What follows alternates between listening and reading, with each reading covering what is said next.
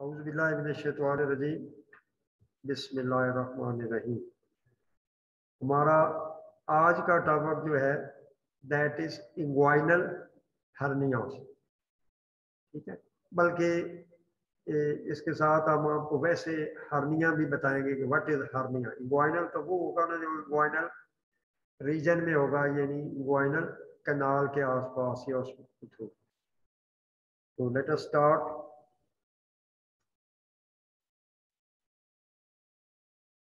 अच्छा, what is a hernia?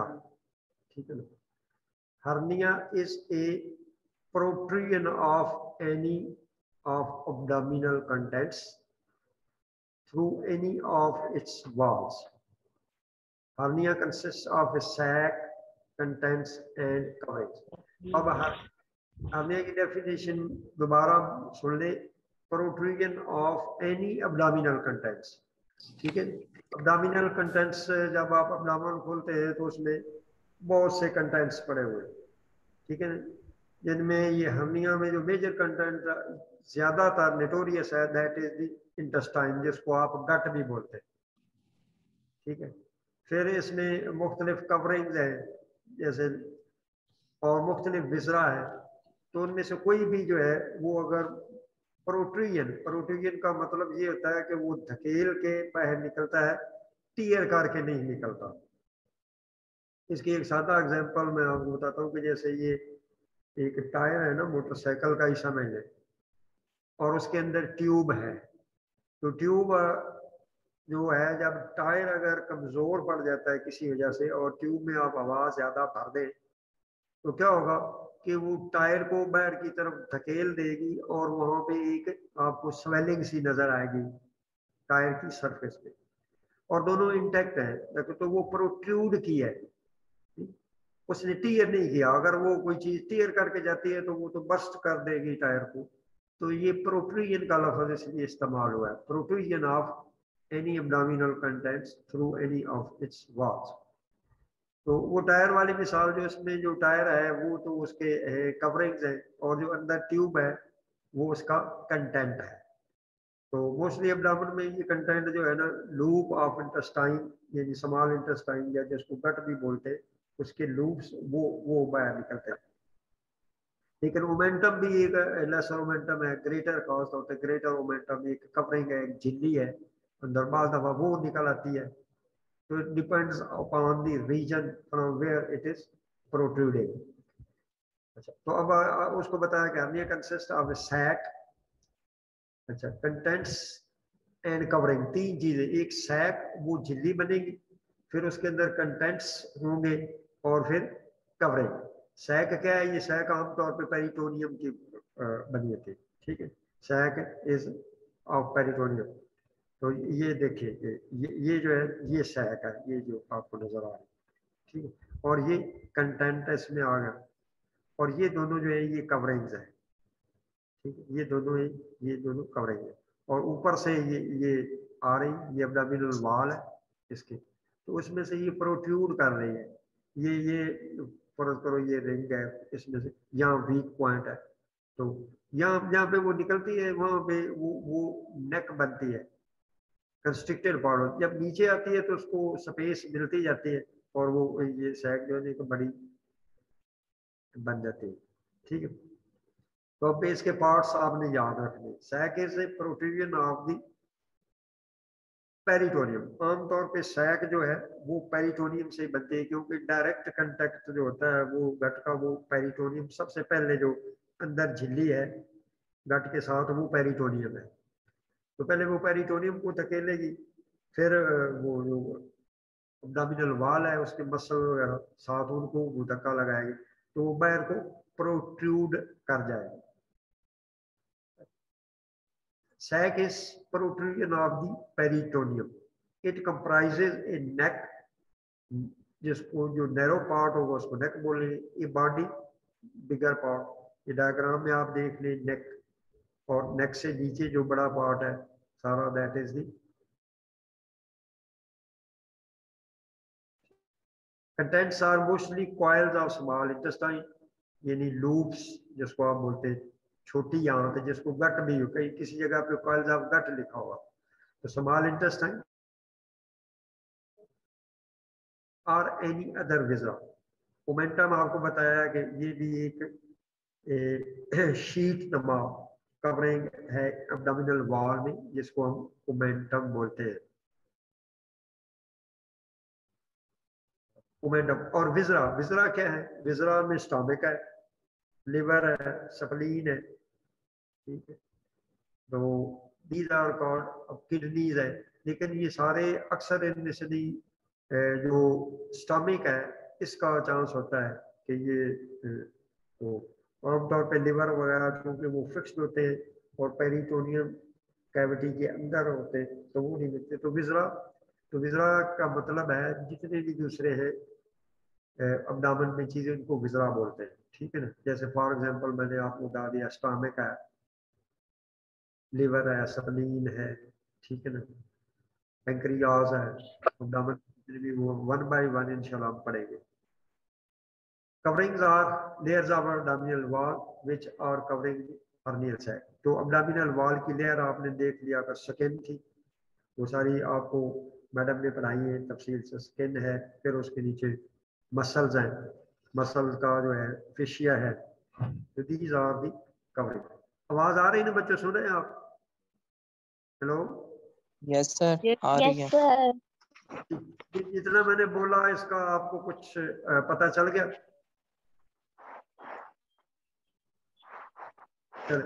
Next आता है जी टाइप्स ऑफ एब्डोमिनल हर्निया। अब देखेंगे मुख्तलिफ जगह से हो सकता है, जैसे वो हर्निएशन ऑफ डिस्क, ठीक है, ये लंबर वर्टिब्रा जो है उनको पढ़ाए थे, वो बाज़ दफा हर्निएशन उसकी हो सकती है। तो इसलिए उन्होंने साथ ये लिखा है कि हमने टाइप्स ऑफ अब्डोमिनल हर्निया, क्योंकि आप अब्डामन से रिलेटेड हैं अब, तो अब्डोमिनल का जिक्र है, दूसरे हर्निया जो है वो उनका जिक्र नहीं है, ठीक है। तो अब्डोमिनल हर्निया में दो तरह के होंगे, इंटरनल हर्निया और एक्सटर्नल हर्निया। अच्छा, इंटरनल हर्निया और एक्सटर्नल हर्निया, इनमें इंटरनल जो हर्निया है वो तो बाहर से आपको नजर नहीं आएगा, ठीक है, वो अब्डामन के अंदर होता है। होता क्या है कि एक उधर है फोरामेन ऑफ विंसलो भी बोलते हैं, तो लेसर ओमेंटम में एक होल सा होता है, एक गेट वे, वहां से कोई चीज अंदर, जैसे ओमेंटम है वो अंदर दाखिल हो गया और जब वो उसने फोरामेन जो है वो बंद हो जाएगा, कंस्ट्रिक्शन की वजह से पेन शुरू हो जाएगी और अब्डोमिनल पेन होती है, बाहर कोई चीज नजर नहीं आती, इसलिए उनको बोलते हैं इंटरनल हर्निया। एक्सटर्नल हर्निया वो है जो आपको बाहर नजर आएंगे, ठीक है, बाहर आपको नजर आएंगे। जैसे ये अम्बलाइकल हर्निया, ये छोटे बच्चों में आप देखें कि वो अक्सर माएँ वो बड़ी परेशान होती है कि जो बेटे का जो है ना, छोटे बच्चे का वो धुन्नी जिसको बोलते हैं, अम्बलाइकस हम बोलते हैं, तो वो ऊपर को प्रोट्रूड किया होता है, उससे वो बड़ी परेशान होती है कि ये क्या, मुख्तलिफ उसके टूने टोटके करती है, कोई ऊपर वो गोबर लगाती है, कोई ऊपर एक वो सिक्का रख के उसको टेप से नीचे कोशिश करती है कि ऊपर ना, हालांकि वो कुछ नहीं है, वो नॉर्मल होता है, बाद में वीक अब्डोमिनल सकार से वो निकला, तो कोई ट्रीटमेंट की जरूरत नहीं होती। ट्रीटमेंट उस वक्त चाहिए अगर उसमें कोई रुकावट पैदा हो जाए या ऑब्स्ट्रक्शन। तो फिर नेक्स्ट है पैरामलाइकल। पैरामलाइकल का मतलब है अम्बलाइकल स्कार से ऊपर या नीचे अगर वो बन गया तो उसको फीमोरल, फीमोर कैनाल से अगर हर्निया निकल आया तो वो फीमोर इग्वाइनल, जो इग्वाइनल कैनाल है उससे रिलेटेड। फिर एपिगैस्ट्रिक, एपिगैस्ट्रिक मीन जो ये मेदे वाली जगह है वहां से। फिर डाइवर्टिकेशन ऑफ रेक्टाई, रेक्टाई मसल जो है उनके दरमियान में अगर कोई गैप है तो वहां से गट जो है प्रोट्रूड करेगी, तो अब हर्निया का मतलब प्रोट्रूजन होगा, ये याद रखें। फिर इंसिजनल, इंसिजनल ये है कि किसी ने अगर ऑपरेशन करवाया, फॉर एग्जांपल रीनल किडनी का ऑपरेशन कराया, तो वो काफी लंबा सकार होता है, जब वो मसल काटते हैं, पेरिटोनियम काटते हैं, ऑपरेशन करते हैं, फिर उनको दोबारा सी देते हैं, तो बाद दफा वो जगह जो है ना वो वीक हो जाती है, तो वहां से एक गट जो है वो प्रोट्रूड करेगी। प्रोट्रूड का मतलब ये है कि वो प्रेशर दे के बाहर को उसको निकालेगी, ठीक है, प्रोट्रूजन होगा। फिर आता है जी लंबर, लंबर रीजन में, ये भी आप वो दिखाएंगे कि लंबर रीजन में जो मसल है वहां से ये निकल आते हैं। 75% of abdominal hernia are inguinal hernia, ये याद रखें। लेकिन दूसरे भी कॉमन है, जैसे ये अम्बिलिकल हर्निया ना, ये बच्चों में काफी जो है ना ये कॉमन है। अच्छा, अब आते हैं जी हमारा जो टॉपिक है इग्वाइनल हर्निया। अच्छा, अब आप इसमें ज़हन में आपने रखना है इग्वाइनल कैनाल को रखना है ज़हन में, और उसकी जो वाल्स है। तो an inguinal hernia is protrusion of peritoneal sac. Peritoneum में दोबारा रिपीट कर दो, जब अब्डामन में आप जाएगी ऊपर मसल की लेयर आएगी, फिर फेशिया आएगा, और सबसे अंदरूनी लेयर जिसने विजरा को कवर किया हुआ है दैट इज कॉल्ड पेरिटोनियम। ये एक ट्रांसपेरेंट सी कवरिंग्स है पेरिटोनियम। आगे उसके दो पार्ट्स हैं, पैराइटल और विजरल, वो बाद में इंशाल्लाह नेक्स्ट टॉपिक है। तो आपने इस स्टेज पे सिर्फ याद रखें कि पेरिटोनियम एक सैक है। Guanyal hernia is protrusion of peritoneal sac with or without abdominal contents through a weakened part of abdominal canal into the groin. दोबारा बोलते हैं, guanyal hernia is protrusion of peritoneal sac with or without abdominal content। यानी वैसे भी ये बाहर आ सकती है, कंटेंट्स इसमें नहीं भी हो, तो ये जरूरी नहीं है कि उसके अंदर गट मौजूद हो, लेकिन मोस्टली जो है वो गट होती है। या अच्छा, through a weaken part of abdominal wall into the groin. ठीक है, तो ग्रोइन में, ग्रोइन रीजन जो है वो आपको पता है कि ये नीचे जो आपका लिगामेंट्स है, इसको, इस रीजन को ग्रोइन बोलते हैं। ग्वाइनर रीजन, जो ग्वाइनर लिगामेंट ऊपर और नीचे जो फीमोरल रीजन है, इसको ग्रोइन्स भी बोलते हैं। जो लिगामेंट का रीजन है, थाई और अब्डामन का जो जहाँ पे मिलाप होता है, इधर इसको ग्रोइन्स बोलते हैं। अच्छा, peritoneal sac enters the inguinal canal either directly or indirectly। ठीक है, डायरेक्ट इंग्वाइनल हर्निया और इनडायरेक्ट।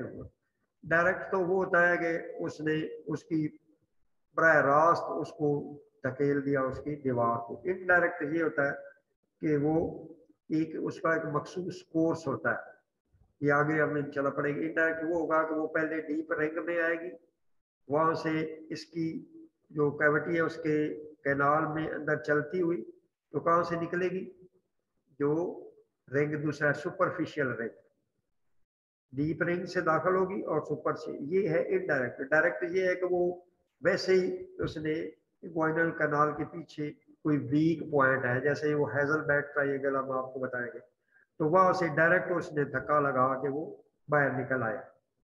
तो बाहर निकलने का मतलब ये नहीं है कि वो अब बिल्कुल ही बाहर नजर आएगा, यानी प्रोट्रूड कर गया, ये प्रोट्रूजन आपने ज़हन में रखना है।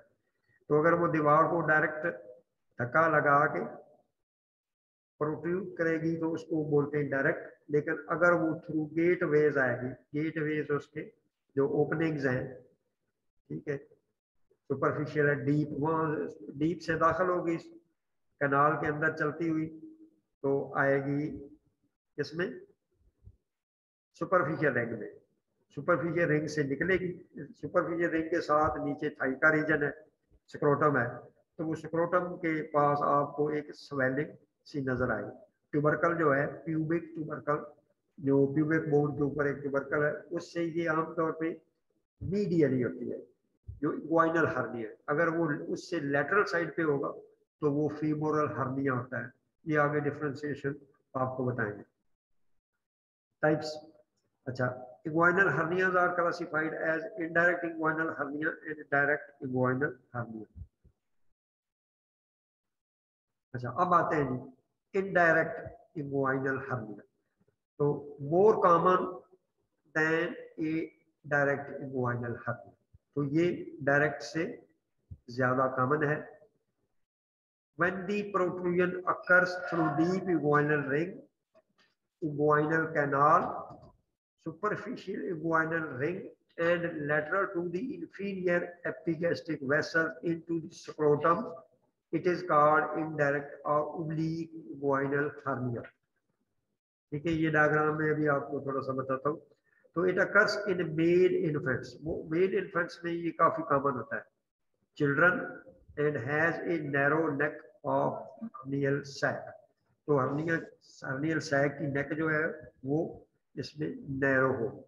It occurs because some part or all of the embryonic processus vaginalis remains open, therefore referred to as being congenital, more common on right side।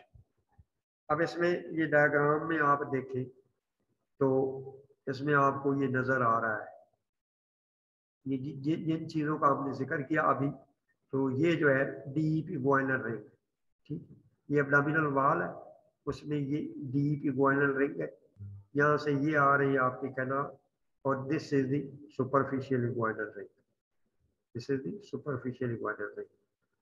अब ये पेरिटोनियल सैग ये वाइट नजर आ रही है, तो ये उन्होंने एंट्री उसकी दिखाई है कि ये पेरिटोनियम यहाँ से एंटर हुई, कैनाल के अंदर ये चल रही है, एरो जो है रेड ये शो कर रहा है, ठीक है, पेरिटोनियम का। तो ये यहाँ से निकली और आगे क्या आ जाता है, स्क्रोटम आ जाती है, तो ये नीचे टेस्टिस नजर आ रहा है। ये सारे इसका कोर्स है। तो ये इंफीरियर एपिगैस्ट्रिक वेसल्स, जिनका वो जिक्र किया है कि इंफीरियर एपिगैस्ट्रिक वेसल्स के साथ वो किस तरह होता है, लैटरल या medial, lateral to inferior epigastric vessels. तो ये आपने देख लिया कि दिस इज द इनडायरेक्ट। अच्छा, इसके कवरिंग्स में आपको वही कवरिंग जो एक्स्ट्रा पेरिटोनियल टिश्यू इंटरनल्स पर, ये सारी जो है ना वो स्पर्मेटिक कॉर्ड की वो पढ़ाएंगे आपको, स्पर्मेटिक कॉर्ड, तो उसकी कवरिंग जो है ये extra peritoneal tissue, internal spermatic fascia, cremasteric fascia, external spermatic fascia, ये इसकी कवरिंग, क्योंकि इस रीजन पे इसने आ जाना है, तो ये कवरिंग जो है वो आपको नजर आएंगे नीचे, ये वाली इसकी कवरिंग जी, ये कवरिंग है इधर, ये एक्स्ट्रा पेरिटोनियल फेशिया, ये सारे उन्होंने दिखाए हुए, ये कवरिंग।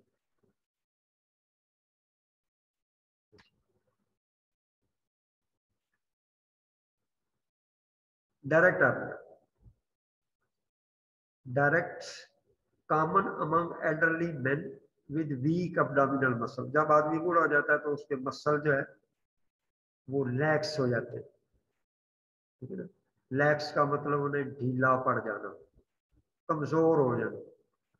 तो वो मिर्जा गालिब का एक शेर मुझे याद आ गया, तो बूढ़े हो गए सब कवा गालिब, कवा जो उसके विजरा या उसके पार्ट्स हैं बॉडी के, कुव्वत वाले पार्ट्स, बूढ़े हो गए सब कवा गालिब, अब अनासर में एतदाल करो। तो वो कहता है कि वो जितने मेरे अनासर हैं, मसल्स हैं, जॉइंट्स हैं, उनमें वो पहले वाला एतदाल या वो पहले वाली ताकत नहीं रही। तो इसलिए एल्डरली में ये कॉमन है, common among elderly man with weak abdominal muscles, therefore referred to as acquired. Congenital and acquired, acquired वो होता है जो किसी रीजन की वजह से हो जाए, कंजेनिटल वो होता है जो बचपन में वो जो पैदाइशी हो, तो इसको एक्वायर्ड भी बोलते हैं, ठीक है। जैसे आपने इम्यूनिटी पढ़ी हुई है, acquired natural immunity and acquired immunity, तो ये जो हम वैक्सीन लगाते हैं ना, ये एक्वायर्ड इम्यूनिटी आती है, नेचुरल वो होती है जो बच्चे में पैदाइशी तौर पे हो। तो अब ये common among elderly men with weak abdominal muscles, therefore referred to as acquired। acquired का मतलब है ये बाद में ये होता है, तो किसी रीजन की वजह से होता है। जैसे रीजन क्या हुआ, वो आपने इंसिजन दिया, उससे मसल को कोई वो टीयर आ गया, उससे निकल गई, या वैसे मसल लैक्स हो गए, उसमें से भी ब्लड प्रोट्रूड कर गए।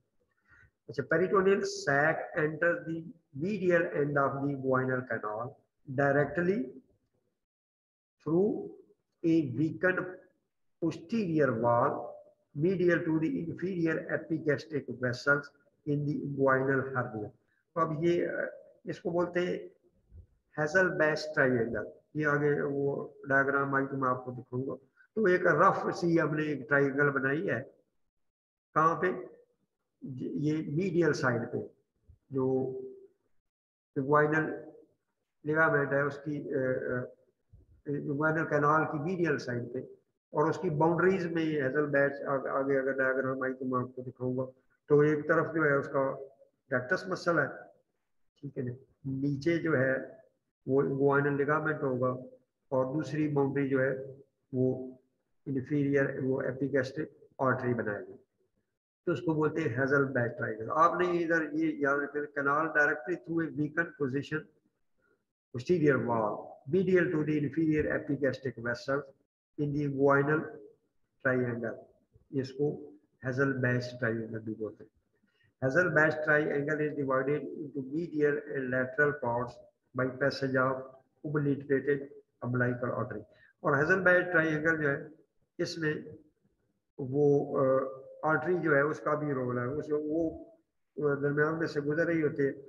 ये याद रखें कि ये एक जो फर्जी ट्राइंगल हमने बनाई हुई और कोई ऐसी इस किस्म की वो बनी हुई नहीं होती, तो उनकी बाउंड्रीज देख के हमने देख लिया कि ये यहाँ ये ट्राइंगल से बनती है, तो वहाँ वो ये कोई मार्क्ड नहीं है, ठीक है ना। तो ये इसके coverings of lateral direct inguinal hernia, इसमें भी वो एक्स्ट्रा पेरिटोनियल टिश्यू होगा, फेशिया ट्रांसवर्सैलिस, क्रीमेस्टेरिक फेशिया, अच्छा एक्सटर्नल स्पर्मेटिक फेशिया। इसकी इसके आगे दो है, lateral direct hernia and covering और मीडियल डायरेक्ट। अब जो लेटरल होगा वो ओब्लिटरेटेड जो आर्टरी है उसे लेटरल साइड पे होगा, और जो मीडियल होगा वो आर्टरी से मीडियल साइड पे होगा। ये अगर हेजल बैच की आगे डायग्राम आई तो मैं आपको हेजल बैच में दिखाऊंगा कि लेटरल और कौन सी, और कवरिंग ये आपने नाम याद रखने, ये बार बार आएंगे जब आप सुपरमेटिक कॉर्ड पढ़ रहे होंगे या स्क्रोटम पढ़ रहे होंगे, तो उसकी कवरिंग जो है वही इसमें कुछ शामिल है, कुछ एक दो का फर्क आ जाता है। तो ये अब देखें हर्निया डायरेक्ट जो है, ये पेरिटोनियल बल्ज नजर आपको ये डायग्राम में देखें, एक एरो, बड़ा सा एरो जो है वो मार्क किया हुआ है, ठीक है, और उधर एक बल्ज आपको ये वाला, ठीक है ना, ये यहाँ से प्रेशर आया, ये पेरिटोनियम है, कौन सी, पैराइटल पेरिटोनियम। पैराइटल और विजरल, विजरल वो होती है जो गट के साथ होती है, पैराइटल वो होती है जो अब्डोमिनल वॉल के साथ होती है। तो यहाँ से इसने प्रेशर दिया हुआ है, ठीक है, तो ये आ गया। तो ये रिंग है, ये रिंग में से नहीं पास करेगा बल्कि डायरेक्ट जो है अब्डोमिनल वॉल से आपको नजर आएगा। ये इन्फीरियर एपिगैस्ट्रिक वेसल नजर आ रही है, डीप इग्वाइनल रिंग, देखिए डीप इग्वाइनल रिंग इधर है, ये सुपरफिशियल है इग्वाइनल, ठीक है। इनमें से दूसरा डायरेक्ट जो था, इनडायरेक्ट उसका ये कोर्स होता था, और वो आके स्क्रोटम में चला जाता है, ये वैसे ही आपको नजर आएगा। और इसकी ये खूबी भी है कि जब आप खंसते हैं तो ये बल्ज कर जाता है बाहर को, और जब आप लेट जाएं तो ये अंदर खुद ब खुद चला जाता है, हालांकि दूसरा इनडायरेक्ट में ऐसा नहीं है।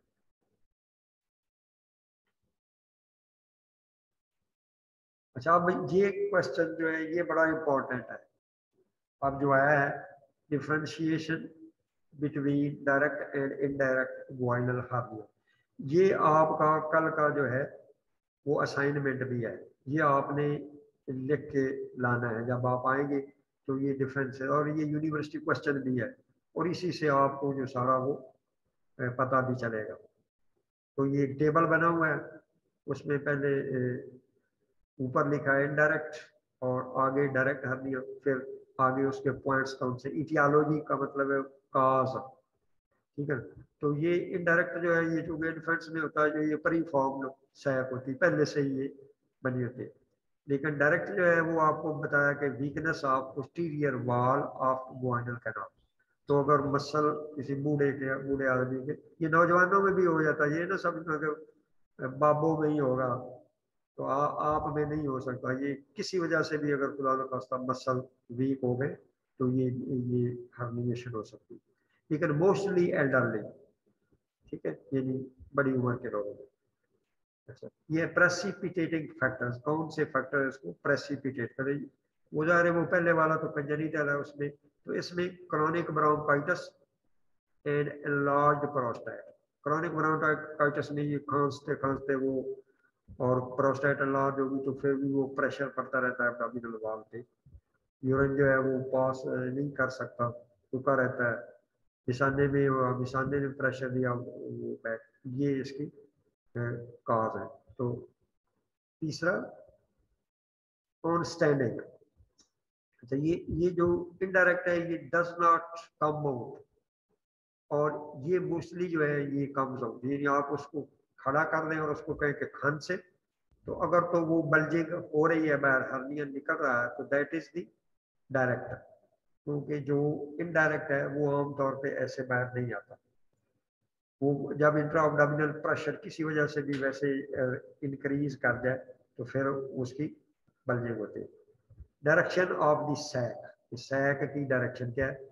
Sac comes through deep inguinal ring, ठीक है, इसमें सैक जो है डीप में से आती है और सुपरफिशियल में से बाहर। It comes out of hassle batch triangle, वो आपको बताया कि जो रेक्टस एब्डोमिनस मसल है उसकी लैटरल वॉल, नीचे ग्वाइनल लिगामेंट, और दूसरी तरफ उसकी बाउंड्री है एपिगैस्ट्रिक आर्टरी, एपिगैस्ट्रिक आर्टरी। तो वहाँ जो ये ट्राइंगल सी बनती है उसको बोलते हैं हेजल बैच ट्राइंगल। अच्छा, ऑब्स्ट्रक्शन, ऑब्स्ट्रक्शन का मतलब है कि बार दफा इसमें रुकावट पैदा हो जाती है।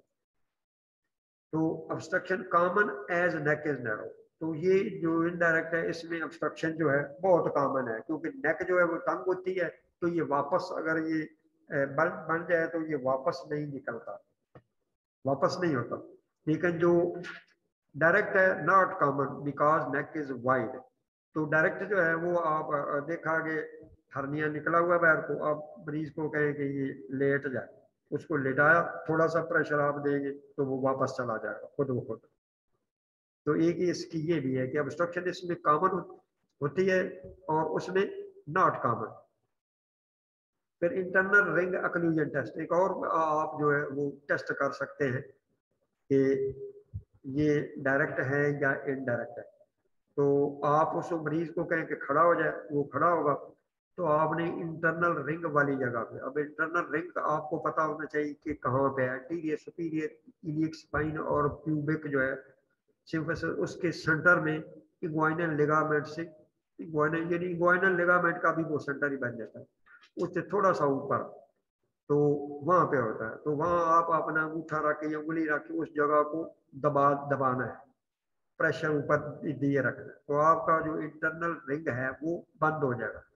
तो अब पेशेंट को कहो कि खांसी करे, पेशेंट खांसेगा, अगर तो वो नहीं निकल रहा, ठीक है, तो वो कौन सा होगा?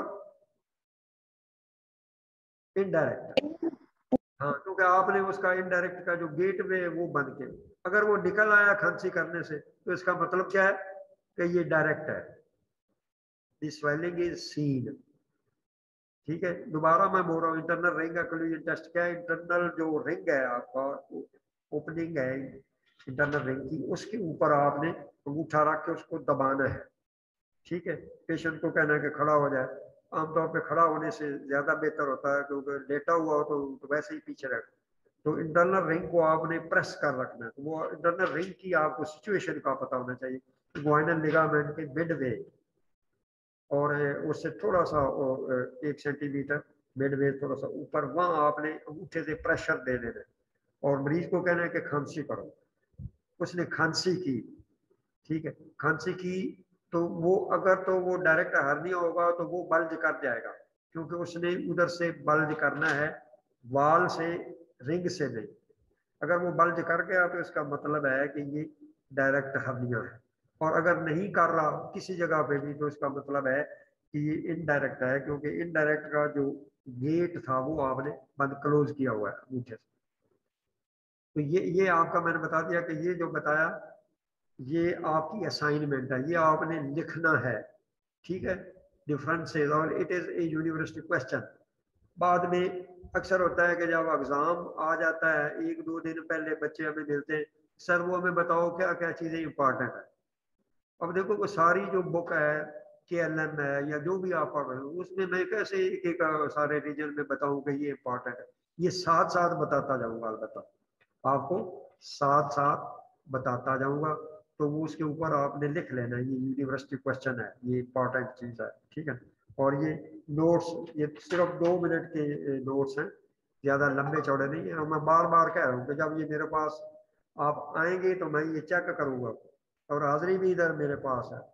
और अगर किसी ने आज के वो नोट्स ना लिखे हुए तो उसकी आज के दिन की जो है ना प्रेजेंस, उसको मैंने एबसेंट में कर देना है, माइंड इट। ये इसलिए ये नोट्स बनाने जो है ये सिर्फ 2 मिनट का काम है, बहुत थोड़ा थोड़ा दूंगा, ये नहीं है कि आप वो 2 घंटे आप वो एनर्जी के नोट्स ही बनाते रहे।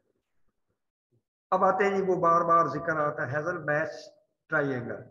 तो इसको इग्वाइनल triangle through which direct inguinal hernia protrudes is called Hazelbach triangle, ठीक है। तो वो इग्वाइनल ट्राइंगल या हैजलबैक ट्राइंगल, इसमें से उन्होंने कहा कि डायरेक्ट जो हड्डियां हैं वो प्रोट्रूड करता है। अब ये डायग्राम में अभी आपको बताते हैं, पहले बाउंड्रीज में जबानी पढ़ देता हूँ, फिर इधर से शो करूंगा। तो बाउंड्रीज हैजलबैच ट्राइंगल का मतलब उसके 3 जो है वो विंग्स होते हैं, 3 बाजू होते हैं, ठीक है ना।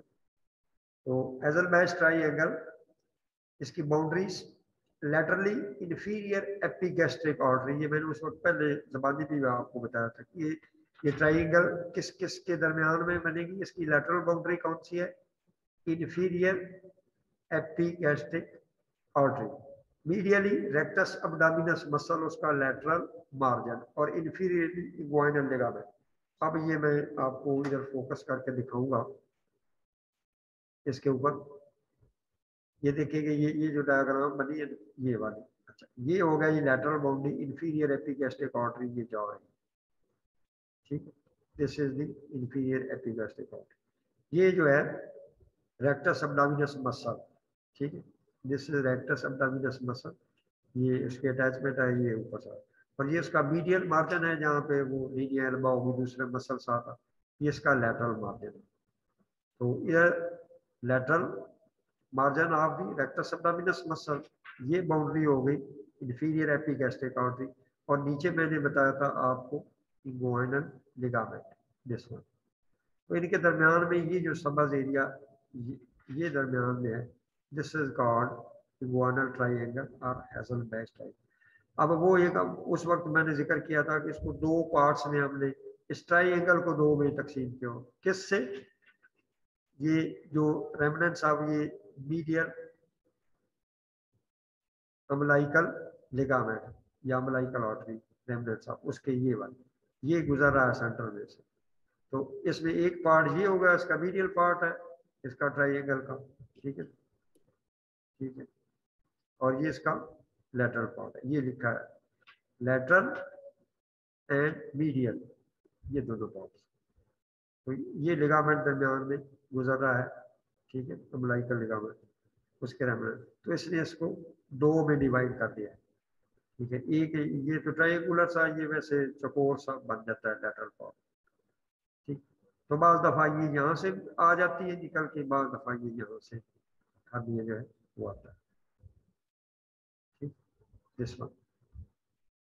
ये ट्रायंगल जो है ये आपको ज़हन में इसका नक्शा लाजमी होना चाहिए, ये पूछते हैं, ये कॉमन वाइवा क्वेश्चन है Hesselbach triangle, it is a common viva question. तो ये भी इम्पोर्टेंट है, ये वाइवा क्वेश्चन है कॉमन, ठीक है। दूसरा जो वो SCQ था जो मैंने पहले आपको बताया, तो हैजलबैक ट्रायंगल जो है आपको ये आनी चाहिए।